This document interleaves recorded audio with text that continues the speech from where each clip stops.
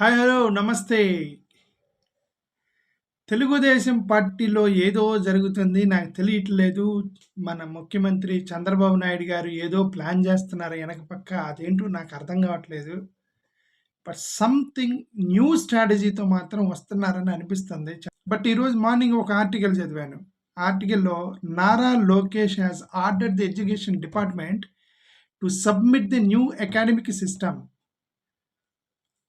విద్యాశాఖకి సంబంధించి కొత్త అకాడమిక్ సిస్టాన్ని నాకు రిపోర్ట్ ఇవ్వండి అని నారా లోకేష్ గారు విద్యా అంటే ఏమంటారు ఎడ్యుకేషన్ డిపార్ట్మెంట్ హెడ్స్కి ఒక నోటీసు ఆర్డర్ పంపించారు మాకు సబ్మిట్. జగన్మోహన్ రెడ్డి గారు విప్లవాత్మకమైన మార్పులు తీసుకొచ్చారు ఎడ్యుకేషన్లో. అంటే జగన్మోహన్ రెడ్డి గారు పెట్టిన ఇంగ్లీష్ మీడియం ఐబీ స్కూల్స్ మొత్తాన్ని మీరు క్యాన్సిల్ చేసేసి మీ సిస్టమ్ ఇప్పుడు పేర్లు మార్చుకోవచ్చు. ఎన్టీఆర్ యూనివర్సిటీని జగన్ గారు వైఎస్ఆర్ చేస్తారు. అవి మీరు వచ్చిన తర్వాత మళ్ళీ ఎన్టీఆర్ చేస్తారు. ఆయన వచ్చినాక మళ్ళీ వైఎస్ఆర్ చేస్తారు. ఎన్ని చేసినా సరే అక్కడ టీచర్లు, విద్యార్థులు, చదువు అవే మారకూడదు కదా. పేర్లు ఎన్ని మార్చుకోవచ్చు. అలాగే ఇప్పుడు మీరు వచ్చిన తర్వాత ఇంగ్లీష్ మీడియం తీయకుండా, ఐబీ స్కూల్స్ తీయకుండా మీరు ఏదైతే పేద ప్రజలకు పెట్టినటువంటి సిస్టమ్ ఉందో దాన్ని మీరు మార్చకుండా మీరు ఎంత సిస్టమ్ అన్నా మార్చుకోండి. జూన్లో పెట్టాలి క్లాసులు జూలైలో పెట్టుకోండి, జూలైలో పెట్టాల్సి జూన్లో పెట్టుకోండి, లేదంటే ప్రిన్సిపల్ మార్చి కొత్త మీ టీడీపీ ప్రిన్సిపల్ని వేసుకోండి, ఏదైనా చేయండి. కానీ but education the core education అనే దాన్ని పేద ప్రజల నుంచి దూరం చేయకూడదని నేను కోరుకుంటున్నా. అంటే ఇప్పుడు మన it's very early to comment on this. రెండోది ప్రజావేదికకి సంబంధించి ఆ లింక్ కూడా ఇస్తాను. అంటే నేను మాట్లాడే అన్ని లింకులు ఇస్తాను చూడండి. ఓకే, ప్రజావేదికకి సంబంధించి జగన్మోహన్ రెడ్డి గారు కోల్దోశారు. ఆ రిమైనింగ్స్ అలానే ఉన్నాయి. అంటే అక్కడ ఎవరో జగన్మోహన్ రెడ్డి గారు కావాలని ఆ రిమైనింగ్స్ తొలగించకుండా అలానే పెట్టారు. ఎందుకంటే నేను పగలగొట్టాను చూడండి అని చంద్రబాబు నాయుడు గారికి రోజు చూపించాలని కావాలనే పెట్టారని వాళ్ళే ప్రచారం చేశారు. దాన్ని తొలగించకుండా అలానే ఉంచావు, ఎందుకంటే చంద్రబాబు నాయుడు గారు చూడాలని అని వాళ్ళే ప్రచారం చేశారు. సరే, ఒకవేళ జగన్ గారు అది చేశారనుకోండి, ఇప్పుడు చంద్రబాబు నాయుడు గారు ఒక స్టేట్మెంట్ ఇచ్చారు. ఏమని? నేను రిమైనింగ్స్ తొలగించను, it represents the destruction of Jaganmohan Reddy పరిపాలన అని చెప్పి ఒక ఆర్టికల్ అది కూడా పెడతాను చూడండి. అంటే జగన్ గారి పరిపాలన ప్రజావేదికని కూల్చారు అని చెప్పి ప్రజలకు అర్థం అవ్వాలి, అందుకని నేను అలానే పెడతాను అన్నారు. ఇదేం నాకు అర్థం కాల. అది కూలిపోయిన బిల్డింగు, అది ప్రజావేదిక కానీ, యూనివర్సిటీ కానీ, లేదంటే ఏదైనా కానివ్వండి, అది కూలిపోయిన బిల్డింగ్. కూలిపోయిన బిల్డింగ్ని మీరు రాజధానిలో అలానే పెట్టడం అనేది తప్పు కదా. జగన్మోహన్ రెడ్డి గారు అలానే పెట్టారంటే ఆయన అది రాజధానికి పరిగణించలేదు, ఎటో తీసుకెళ్తాను అనుకున్నాడు. ఇప్పుడు మీరు దాన్నే రాజధానికి డెవలప్ చేస్తున్నారు. దాన్ని రాజధానికి డెవలప్ చేస్తానని దాన్ని రియల్ ఎస్టేట్కి పిలిచి ఇప్పుడు ఎవరెవరో కంపెనీలను ఇన్వైట్ చేసి పరిపాలన మొత్తం కూడా ఆ యొక్క అమరావతి చుట్టూ జరుగుతున్నప్పుడు ఒక కూలిపోయిన బిల్డింగ్ని మీరు అలానే పెట్టడం అనేది అది కరెక్ట్ కాదు కదా. అది దయచేసి తీసేయండి అది. ఇప్పుడు ఎందుకంటే అది జగన్మోహన్ రెడ్డి గారు కూల్చారు అనే ప్రస్తావన వచ్చిన ప్రతిసారి చంద్రబాబు నాయుడు గారు ఇల్లీగల్గా కట్టారనే ప్రస్తావన కూడా వచ్చింది కదా. ఇప్పుడు జగన్మోహన్ రెడ్డి గారు ఎందుకు కూల్చారు దాన్ని? దీనికి పర్మిషన్ లేదనో, ఇల్లీగల్గా కట్టారనో ఏదో కారణంతో కూల్చుంటారు. ఆ కారణం కూడా డిస్కషన్కి వచ్చింది కదా చంద్రబాబు నాయుడు గారు. మీరు జగన్ గారి యొక్క విధ్వంస పాలనకి రిప్రజెంటేషన్గా నేను ప్రజావేదిక రిమైనింగ్స్ అలానే పెడతాను అన్న ప్రతిసారి వీళ్ళు దాని గురించి కూడా మాట్లాడతారు. ఒక ఇల్లీగల్ కన్స్ట్రక్షన్ ఉంటే దాన్ని కూల్చారని ఆ ప్రస్తావన కూడా వచ్చింది. ఇది ఇద్దరికీ బ్యాడ్ అయితే అడిచేసి ఇడి చేసి ఆంధ్రప్రదేశ్ రాష్ట్రానికి బ్యాడ్ అయిపోయింది. దయచేసి తొలగించండి, అది నా రిక్వెస్ట్. ఓకే, మూడోది అమరావతిలో రియల్ ఎస్టేట్ బూమ్, విశాఖపట్నంలో రియల్ ఎస్టేట్ డామ్. అదే కదా చెప్పింది మేము స్టార్టింగ్ నుంచి. అయ్యా రియల్ ఎస్టేట్ ఎక్కువగా ఫోకస్ మొత్తం రియల్ ఎస్టేట్ మీద ఉంటుంది. ఇది ఒక ఆర్టికల్ అయితే చదువుతున్నాను రియల్ ఎస్టేట్ మీద. అమరావతిలో ల్యాండ్ రేట్లు 60,000కి పోయినాయట. ఇప్పుడు నేను ఒకటే సింపుల్ క్వశ్చన్ వేస్తున్నాను. అదే కదా జగన్మోహన్ రెడ్డి గారు స్టార్టింగ్ నుంచి చెప్తుంది. మీరు రియల్ ఎస్టేట్ పెంచేసి మా పేదలకి కనీసం గజం కూడా కొనుక్కోకుండా చేస్తారు మీరు రియల్ ఎస్టేట్ పేరుతోటి, మా పేదలు సఫర్ అవుతారని జగన్మోహన్ రెడ్డి గారు అదే కదా చెప్తా ఉంది స్టార్టింగ్ నుంచి. అమరావతిలో మొత్తం రియల్ ఎస్టేట్ వాళ్ళు కొన్నారు, ల్యాండ్స్ మొత్తం కూడా రియల్ ఎస్టేట్ల చేతుల్లో ఉన్నాయి, పేదల చేతుల్లో లేవు. పేదల పేరు మీద రియల్ ఎస్టేట్స్ బినామీల పేర్ల మీద ఉన్నాయి. ఇప్పుడు రియల్ ఎస్టేట్ భూమి వచ్చిందంటే పేదవాడు అడుగు కూడా కొనుక్కోలేడు అక్కడ. అంత రియల్ ఎస్టేట్ రేట్లు పెంచుతారని ఆయన నెత్తినోరు కొట్టుకున్నాడు కదా జగన్మోహన్ రెడ్డి గారు. ఇప్పుడు ఈ ఆర్టికల్ చదివితే నాకు అదే అర్థమైంది. ఒక రియల్ ఎస్టేట్ బ్రోకరు ఆయనకి చాలా కాల్స్ వస్తున్నాయంట. ఏమని నేను ల్యాండ్ కొంటాను అంటే ఇతను 30,000, 40,000, 60,000 గజం చెప్తున్నాడట. ఎక్కడెక్కడి నుంచో కాల్స్ వస్తున్నాయంట. యూఎస్ నుంచి కాల్స్ వస్తున్నాయంట, కంపెనీల నుంచి కాల్స్ వస్తున్నాయంట. ఇప్పుడు యూఎస్ వాళ్ళు కొంటారు, ఎన్ఆర్ఐస్లు కొంటారు, కంపెనీల వాళ్ళు కొంటారు, గవర్నమెంట్ ఉద్యోగులు కొంటారు. పేదోడు కొనేది ఎప్పుడు?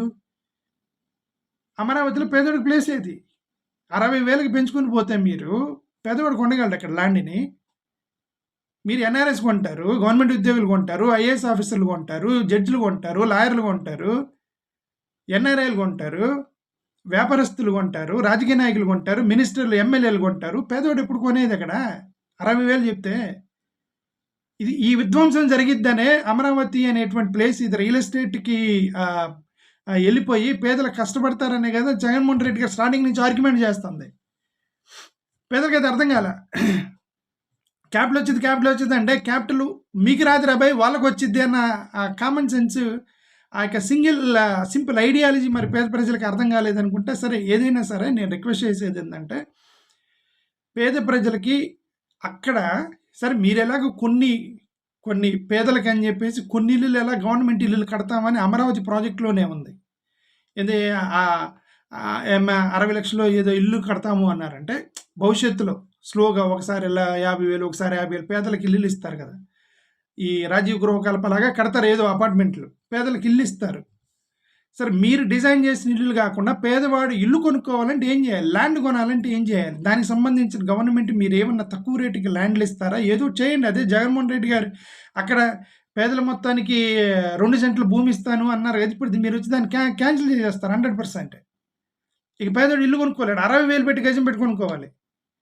ఫ్రీగా 2 సెంట్లు ఇచ్చాడు కదా జగన్మోహన్ రెడ్డి గారు అక్కడ అమరావతిలో. ఇదొక పెద్ద ఈ రియల్ ఎస్టేట్ ఆర్టికల్ చదివితే అదే అనిపించింది నాకు. 4వది ధరలు పెరుగుతున్నాయి అన్నారు. ఇది నిన్నటి నుంచి విశాఖపట్నంలో విపరీతమైన ధరలు తప్పని లేచిపోయినాయట. ధరలు విపరీతంగా పెరిగాయట విశాఖపట్నంలో అని ఒక ఆర్టికల్ మీకు లింక్ ఇస్తున్నా, చదవండి. ఎందుకు పెరిగాయి? ఏదో సార్ రీజనల్ వెదర్ ఏదో రీజన్ అంటున్నారు. సరే ఏది ధరలు అయితే పెరిగాయి, ధరలు పెంచుతున్నారనే మీరు అధికారంలోకి వచ్చారు కాబట్టి దయచేసి ఆ ధరలు ఇమ్మీడియట్గా తగ్గించండి. మరి విశాఖపట్నంలో వెజిటేబుల్ ప్రైసెస్ 50% పెరిగిందంట.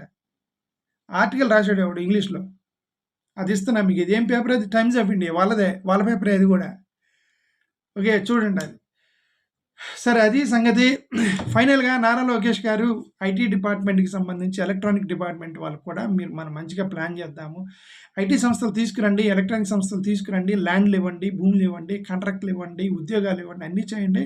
లోకేష్ గారు నేను మా రిక్వెస్ట్ ఏంటంటే మీరు ల్యాండ్ అలాట్మెంట్ వేసేటప్పుడు ఎలక్ట్రానిక్ కంపెనీలకి మీరు బడ్జెట్లు వేసేటప్పుడు కాంట్రాక్ట్లు ఇచ్చేటప్పుడు దయచేసి కొద్దిగా రిజర్వేషన్ సిస్టాన్ని కూడా మీరు పెట్టుకొని కొన్ని ఎస్సీ ఎస్టీలు కూడా ఇవ్వండి. అన్నీ కూడా ఒకే కులస్తులకి మీరు కాంట్రాక్ట్లు ఇవ్వకుండా అన్నీ కూడా ఒకే కులస్తుల కంపెనీలు తీసుకొచ్చి అమరావతిలో పెట్టకుండా బీసీలకు కొన్ని, ఎస్సీలకు కొన్ని, ఎస్టీలకు కొన్ని కూడా ఇవ్వండి. రిజర్వేషన్ సిస్టమ్ పాటించండి. సింపుల్గా చెప్పాలంటే అది డెమోగ్రాఫిక్ ఇంబ్యాలెన్స్ అనే పదం వీళ్ళే వాడింది. అది this is called demographic imbalance. ఎస్సీలు కొన్ని ఇవ్వండి, ఎస్టీలు కొన్ని ఇవ్వండి, బీసీలు కొన్ని ఇవ్వండి, మొత్తం ఒకే కమ్యూనిటీ తీసుకొచ్చి కంపెనీలు మొత్తం ఒక డమ్ చేస్తే ఇక వేరే వాడికి అవకాశం ఉంటుంది అక్కడ. ప్లీజ్ ఫాలో దిస్ అని మీ వాళ్ళ యొక్క యాక్షన్ ప్లాన్ ఇంకా మొదలెట్లా.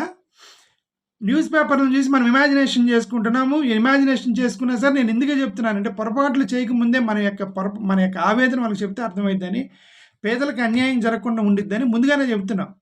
ఆ యాక్షన్ ప్లాన్లో keep this in view that అమరావతిలో ఎవరన్నా అడుగుపెట్టినప్పుడు ఎస్సీలు, ఎస్టీలు, బీసీలు కంపెనీలు ఉండాలి, ఎస్సీలు, ఎస్టీలు, బీసీలు, ఓసీలు ఇల్లులు ఉండాలి, ఎస్సీలు, ఎస్టీలు, బీసీలు, ఓసీలకు సంబంధించిన వ్యాపార సంస్థలు అన్నీ కలిపి ఉన్నప్పుడు then it is called demographic imbalance. Demographic balance.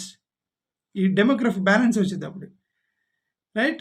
But ఇప్పుడు జరుగుతున్న కార్యక్రమాలు పరిగణన చూస్తే ఇట్స్ నాట్ దేర్. మొత్తం కూడా ఒక sect of group, real estate, NRIs, వ్యాపారస్తులు, ఐఏఎస్ ఆఫీస్, పొలిటీషియన్స్, అది ఒక డెన్గా మారిపోతుంది అమరావతి అని అర్థమవుతుంది స్లోగా.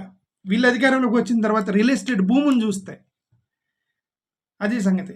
చూద్దాం ఏం జరిగిద్దో. ఫైనల్లీ ఎడ్యుకేషన్ డిపార్ట్మెంట్ మాత్రం జాగ్రత్తగా నిర్ణయాలు తీసుకోండి.